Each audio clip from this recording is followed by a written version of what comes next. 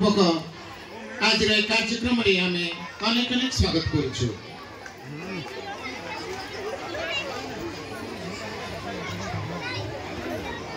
अरे सामना आज भव्य आयोजन मुख्य वक्ता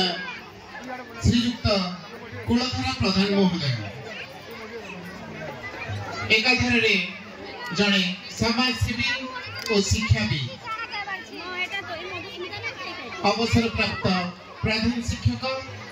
केजीएमएन उच्च विद्यालय मोहनपाली सार को आम आज कार्यक्रम अनेक अनेक स्वागत करुचु। तृतीय वार्षिक उत्सव बागदेवी शिशु विद्या मंदिर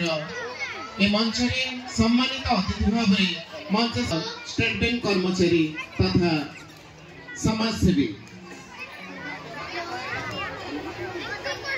सार को मंचासीन अतिथिगण को अनुरोध करेंगे समलेश्वरी फोटोचित्र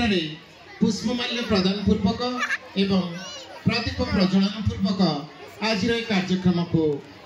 उद्घाटन करेंगे।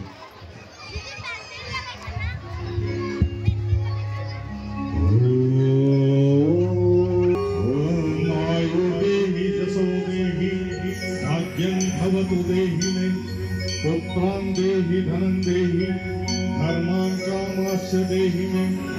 भगवती भयच्छते कात्यायनी च कामदे कामरूपेशिनी त्वं हि कात्यायनी नमस्तुते प्रचंडे पुत्रदे नित्यं सुकृति सुरनायके कलां